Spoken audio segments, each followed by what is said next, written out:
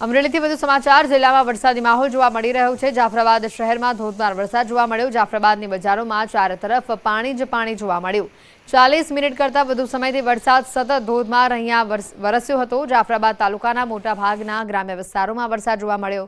લાંબા વિરામ બાદ દરિયાઈ કોસ્ટલ બેલ્ટ વિસ્તારમાં વરસાદ જોવા મળ્યો। જાફરાબાદના બાબરકોટ, મિતિયાળા, લોટપુર, વઢેરા, કડિયાળી સહિતના વિસ્તારમાં વહેલી સવારથી વરસાદ જામ્યો।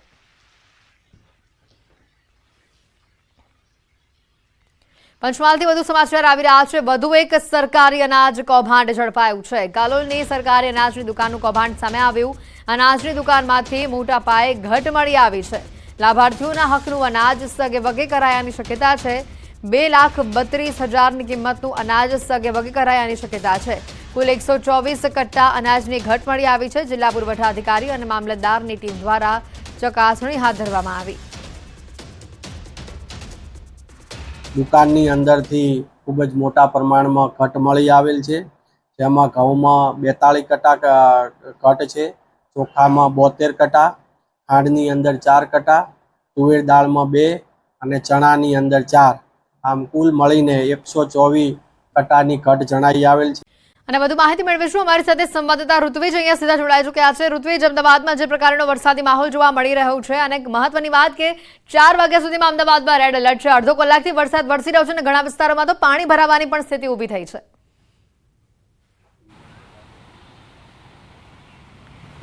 જી એટલી વાત કરીએ તો અમદાવાદની અંદર 4 વાગ્યા સુધીમાં હવામાન વિભાગ દ્વારા રેડ એલર્ટ આપવામાં આવ્યું છે, કારણ કે અમદાવાદના અનેક એવા વિસ્તારો હતા કે જ્યાં વરસાદી માહોલ જોવા મળ્યો હતો। કાળા ડિબાંગ વાદળો છવાઈ ગયા હતા અને ભારે પવન પણ ફૂંકાઈ રહ્યો હતો।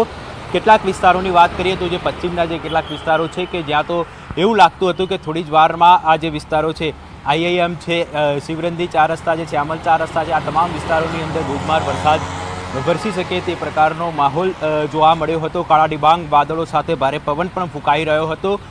જોકે પહેલાદનગર છે, શિવરંદી 4 રસ્તા, શ્યામલ 4 રસ્તા, સરખેજ, આ તમામ જે વિસ્તારો છે કે જ્યાં થોડીવાર પહેલાં ધોધમાર વરસાદ વરસ્યો હતો અને હાલ પણ ઝરમર વરસાદ વરસી રહ્યો છે, સાથે સાથે ભારે પવન પણ ફૂંકાઈ રહ્યો છે। એટલે 4 વાગ્યા સુધીમાં અમદાવાદની અંદર ભારેથી અતિભારે વરસાદ વરસી શકે છે અને તે પ્રકારનો માહોલ છે તે પણ જોવા મળી રહ્યો છે।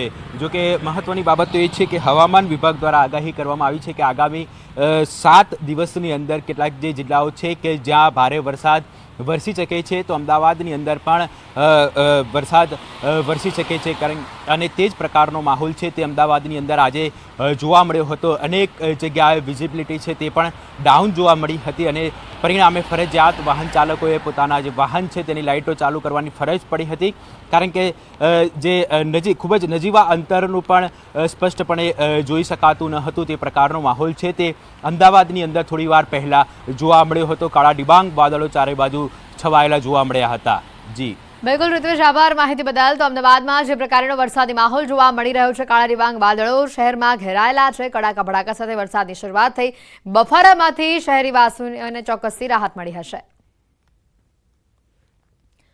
ગુજરાતના 8 જિલ્લા માટે સાવધાનીના સમાચાર છે, કારણ કે 4 વાગ્યા સુધી આ 8 જિલ્લા માટે રેડ એલર્ટ આપવામાં આવ્યું છે। પંચમહાલ, ખેડા, અમદાવાદમાં રેડ એલર્ટ છે। સુરેન્દ્રનગર, આણંદમાં પણ રેડ એલર્ટ આપવામાં આવ્યું છે। અમરેલી, પંચમહાલ અને જૂનાગઢ માટે પણ આ રેડ એલર્ટ આપવામાં આવ્યું છે। તો 22 જિલ્લામાં ઓરેન્જ એલર્ટ છે।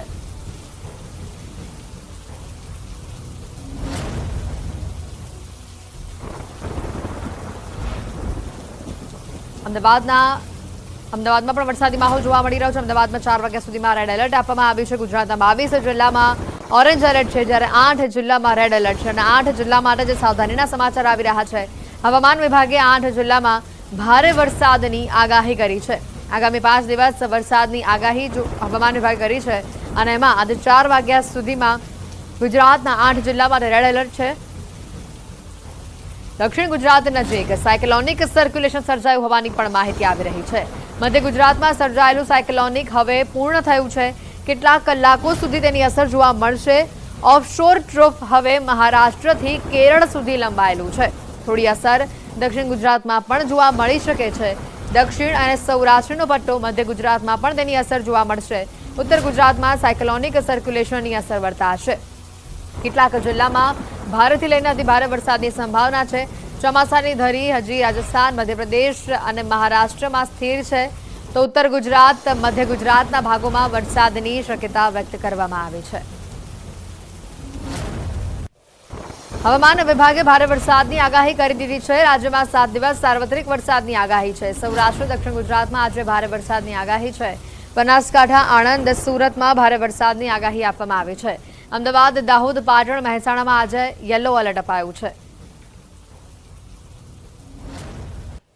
आने वाले 7 दिनों के लिए जो गुजरात स्टेट के लिए फोरकास्ट दिया जा रहा है उसमें गुजरात स्टेट के सारे डिस्ट्रिक्ट कवर हैं, जिसमें लाइट टू मॉडरेट रेन का पूर्वानुमान है. और वार्निंग की बात करेंगे तो आज के लिए जो डिस्ट्रिक्ट हैं जहां पर वेरी हैवी रेनफॉल की वार्निंग और साथ में ऑरेंज अलर्ट जारी है वो डिस्ट्रिक्ट हैं बनासकांठा, साबरकांठा, आनंद, बड़ोदरा, छोटा उदयपुर, नर्मदा, भरूच, सूरत, डांग, नवसारी, वलसाड, तापी, दमन और दादरा नगर हवेली है डिस्ट्रिक्ट है जहां पर वेरी हेवी रेनफॉल की वार्निंग है और साथ में ऑरेंज अलर्ट जारी है.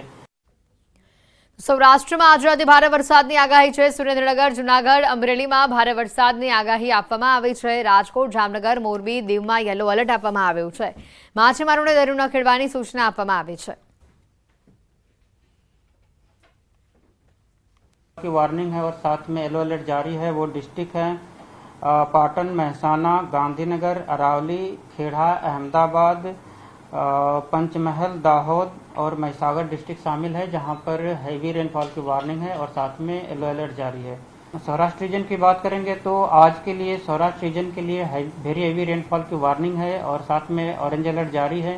और जो डिस्ट्रिक्ट है जहां पर वेरी हैवी रेनफॉल की वार्निंग है वो डिस्ट्रिक्ट है सुरेंद्रनगर, जूनागढ़, अमरेली, भावनगर, गिर सोमनाथ, बोटा डिस्ट्रिक्ट है जहां पर वेरी हैवी रेनफॉल की वार्निंग है. और जहां पर हैवी रेनफॉल की वार्निंग है और साथ में येलो अलर्ट जारी है वो डिस्ट्रिक्ट है राजकोट, जामनगर, मोरबी, द्वारका, कच्छ और दीव डिस्ट्रिक्ट शामिल है जहां पर हैवी रेनफॉल की वार्निंग है.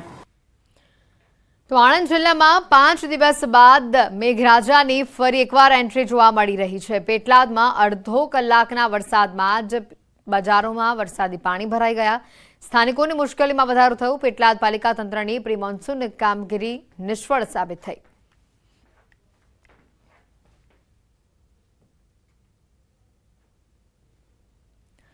ખેડાના માતરના 2 કલાકમાં જ 2.5 ઇંચ જેટલો વરસાદ વરસ્યો હોવાની તસવીરો. ધોધમાર વરસાદ પડતા ખેડૂતોમાં ખુશીનો માહોલ જોવા મળ્યો.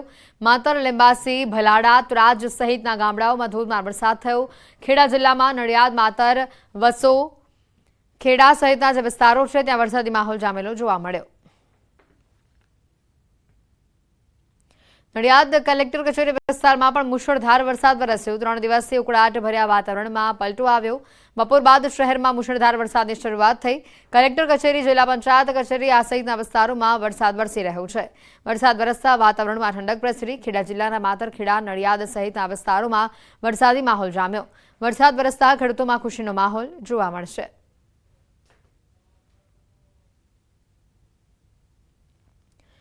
ખેડાના માતરના ગ્રામ્ય વિસ્તારોમાં વરસાદ જોવા મળ્યો. લાંબા સમય બાદ મેઘરાજાની પુનઃ પધરામણી થઈ. ભલાડા, સાયલા, શેખપુરા, પરિયેજ, વસઈ, સિંજીવાડા આ સહિતના વિસ્તારોમાં વરસાદ વરસ્યો. ધોધમાર વરસાદ પડતા ગામડામાં નદીઓ વહેતી હોય તેવા દ્રશ્યો સામે આવ્યા. ખેતરમાં તૈયાર થઈ રહેલા ડાંગરના ધરુના પાકને વરસાદ પડતા જીવનદાન મળ્યું છે. સારો વરસાદ પડવાથી ખેડૂતોમાં ખુશીનો માહોલ જોવા મળી રહ્યો છે. ખેડાના ઘણા વિસ્તારોમાં વરસાદી માહોલ જામેલો જોવા મળ્યો. નડિયાદ સહિત આસપાસના વિસ્તારોમાં વરસાદ થયો. નડિયાદ સહિત પીપલગ, ડુમરાલ, મિત્રાલમાં વરસાદ વરસ્યો. વરસાદ વરસતા ખેડૂતોમાં આનંદની લાગણી જોવા મળી. સમય પર વરસાદ વરસતા ખેડૂતોએ પાકોની વાવણી શરૂ કરી છે.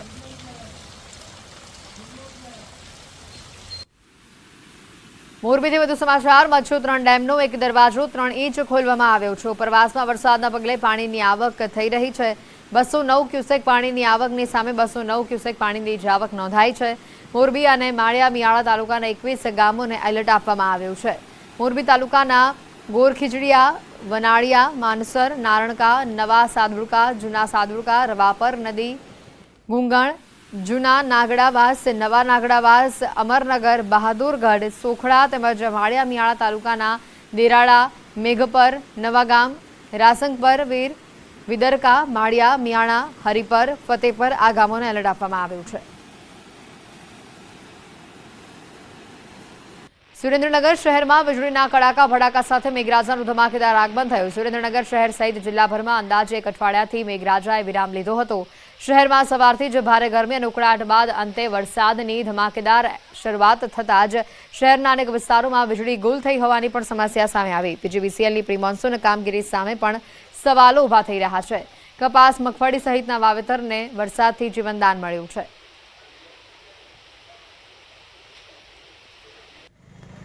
જૂનાગઢથી વધુ સમાચાર. માળિયા હાટીનામાં વરસાદ વરસ્યો. 1 સપ્તાહના વિરામ બાદ ધીમી ધારે વરસાદ થયો. માળિયાના શહેર તેમજ ગ્રામ્ય વિસ્તારોમાં વરસાદ થયો. મહારાણા પ્રતાપ ચોક, બસ સ્ટેન્ડ, કેશોદ રોડ સહિતના વિસ્તારોમાં વરસાદ વરસ્યો.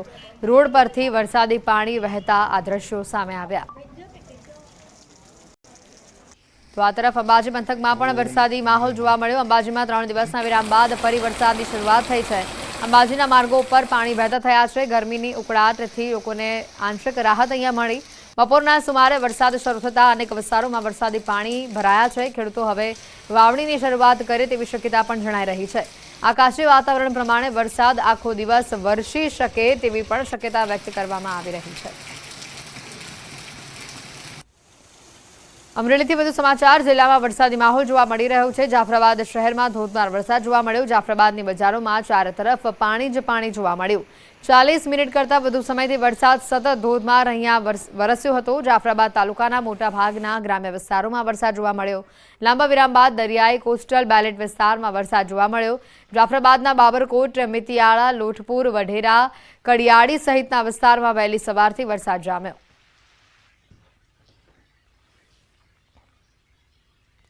પંચમહાલથી વધુ સમાચાર આવી રહ્યા છે. વધુ એક સરકારી અનાજ કૌભાંડ ઝડપાયું છે. કાલોલની સરકારી અનાજની દુકાનનું કૌભાંડ સામે આવ્યું. અનાજની દુકાનમાંથી મોટા પાયે ઘટ મળી આવી છે. લાભાર્થીઓના હકનું અનાજ સગેવગે કરાયાની શક્યતા છે. 2,32,000ની કિંમતનું અનાજ સગેવગે કરાયાની શક્યતા છે. કુલ 124 કટ્ટા અનાજની ઘટ મળી આવી છે. જિલ્લા પુરવઠા અધિકારી અને મામલતદારની ટીમ દ્વારા ચકાસણી હાથ ધરવામાં આવી. દુકાનની અંદરથી ખૂબ જ મોટા પ્રમાણમાં ઘટ મળી આવેલ છે. જેમાં ઘઉંમાં 42 કટ્ટા ઘટ છે, ચોખામાં 72 કટ્ટા, ખાંડની અંદર 4 કટ્ટા, તુવેર દાળમાં 2 અને ચણાની અંદર 4. આમ કુલ મળીને 124 કટ્ટાની ઘટ જણાઈ આવેલ છે.